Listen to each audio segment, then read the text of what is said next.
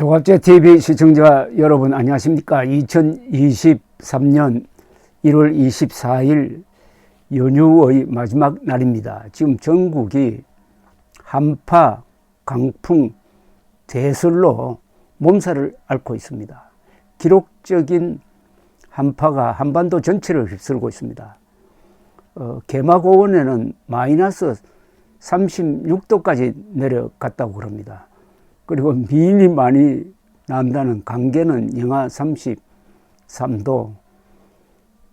지금 한국도 문제지만 저 춥고 배고픈 북한 동포들이 이 추위를 어떻게 견디는지 한번 같이 느껴봤으면 합니다. 어제 제가 이런 글을 썼습니다. 그리고 방송을 했습니다. 이재명이 사법 처리되는 날, 즉 기소되는 날이겠죠. 또는 구속되는 날이겠죠. 기소되고 그게 불구속 기소든 아니면 구속 기소든 그때부터 윤석열 정부의 진짜 위기가 시작될 것이다 라고 방송을 했습니다. 왜냐하면 이재명이란 존재는 윤석열 대통령으로서는 일종의 방탄조끼였습니다. 검찰이 이재명을 향한 수사를 하고 있으니까 야당이 완전히 수비 자세로 급급하면서 지난 1년을 보냈습니다. 워낙 문제가 많은 이재명을 끼고 뭘 하려고 하니까 잘 되지 않습니다. 국민들 여론도 악화되었습니다. 그러나 일단 사법 처리가 한 단계 넘어버리면 그때 국민들 관심이 그러면은 윤석열 정부는 뭘 잘했느냐 이렇게 나오지 않을까.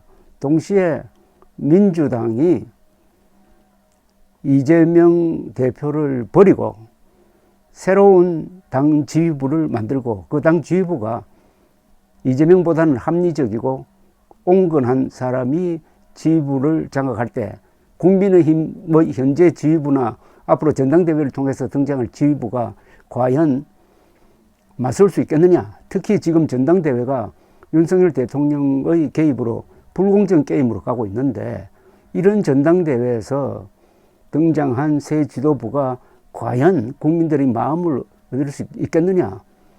그래서 이 내년 총선이 아주 불투명하게 되었다. 이런 취지의 글을 썼는데 저하고 똑같은 생각을 가진 사람이 한 분 계시다는 걸 알았습니다. 즉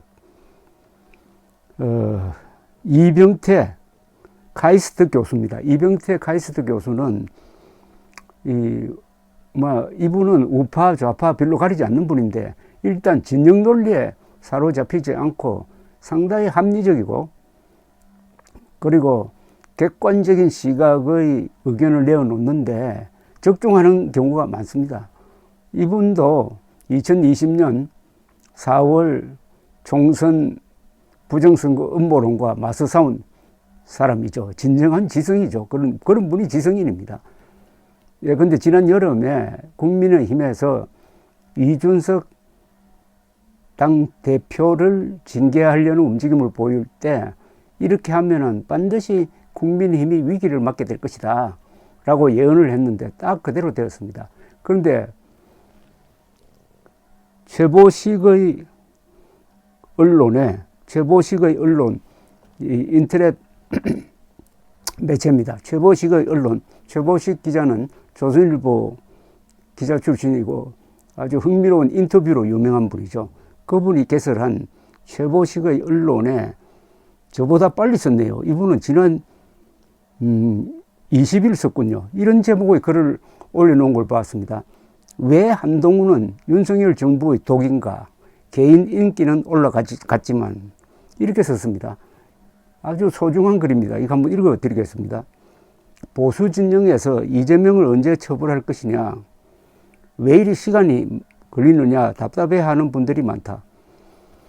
하지만 내가 감히 예언을 하자면은 이재명 사법 처리가 되는 순간 여당과 윤 정부의 진짜 도전은 시작된다. 사법 처리 결과 민주당이 이재명과 결별하고 중도층에서 보는 비교적 상식적인 얼굴이 당대표로 등장했을 때 윤 정부의 실수와 부족함은 용서받을 수 없다. 집권 이후에 지금까지 벌어지고 있는 국민의힘의 오만하고 퇴행적인 볼썽사나운 당내 파벌 싸움이 크게 당 지지율에 영향을 미치지 않는 이유는 이재명과 그를 옹호하는 민주당이 있기 때문이다. 윤 정부를 위해서는 어쩌면 이재명이 다음 총선 때까지 당대표를 맡도록 두는 게 낫다. 그래야 다음 총선을 이재명 심판의 장으로 만들 수 있다. 윤 정부로서는 더 이상 좋을 수 없는 꽃놀이패를 쥔 것과 같다. 민주당이 할 수 있는 일이란 말이 꼬이는 방어에 급급하는 것뿐이다. 윤 정부는 지금 엄청난 야당 복을 누리고 있다는 것을 알아야 한다. 야당 복이라고 했습니다.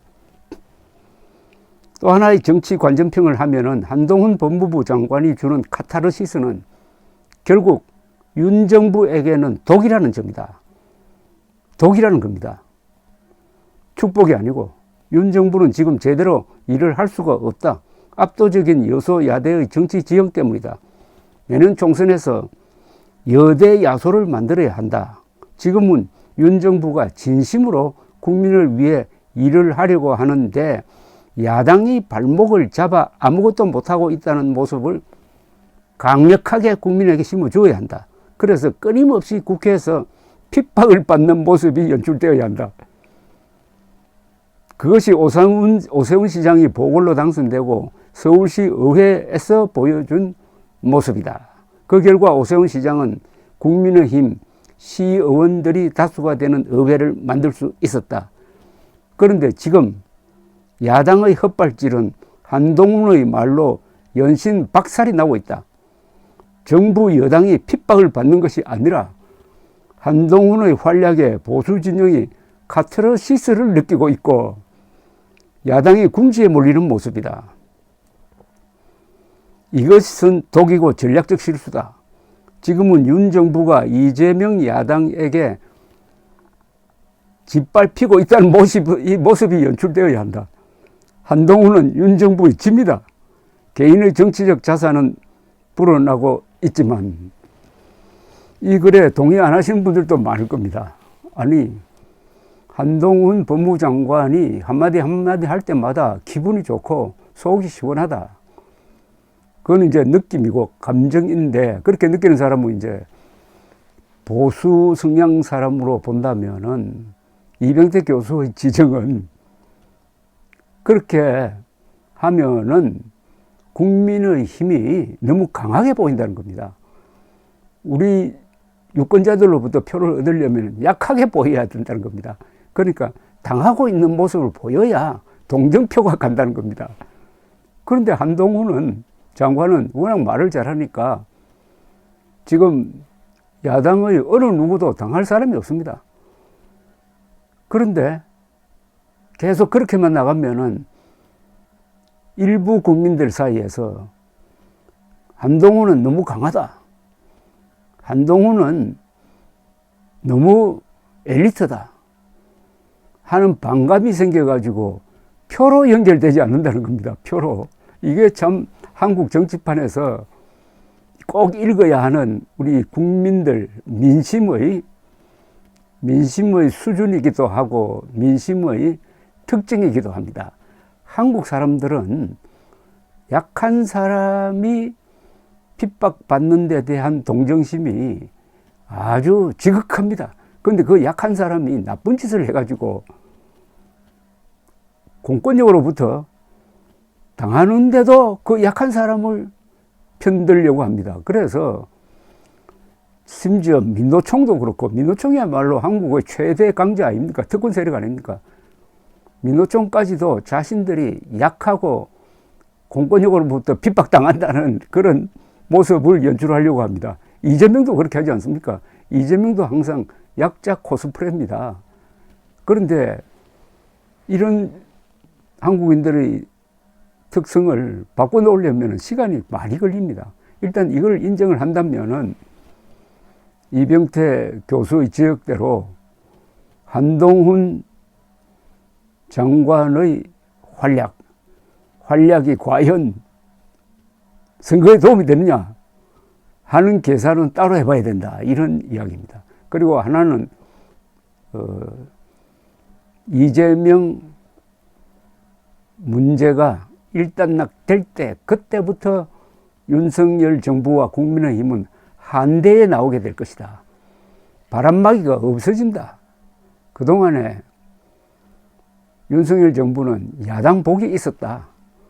야당이 잘해서가 복이라는 게 아니라 야당이 이재명을 비호하면서 같이 수비 자세로 전환하는 바람에 제대로 된 정부에 대한 비판을 하지도 못했다.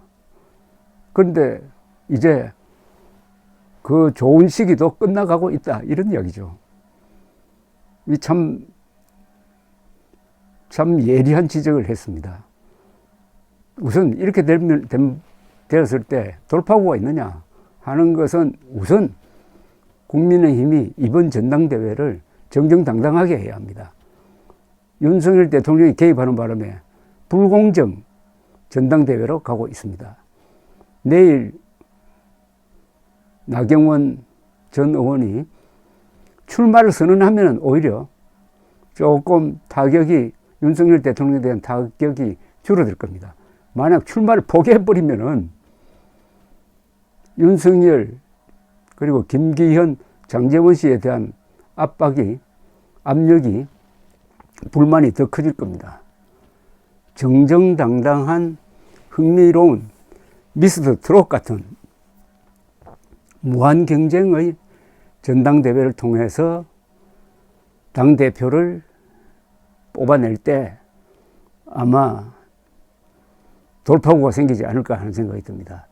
내년 총선에서는 달라지려고 하는 정당을 국민들이 밀게 될 겁니다. 어려움에 처해가지고 그걸 돌파하기 위해서 안간힘을 쓰려는 그 모습을 우리 국민들은 좋아합니다. 2021년에 국민의힘이 30대 이준석 당대표를 만들어낼 때 그때 유권자들이 느꼈던 거죠. 아, 이 정당은 뭐가 달라졌구나. 그런데 요사이 전당대회 하는 모습을 보면은 그 이전으로 다시 돌아가고 있습니다. 감사합니다.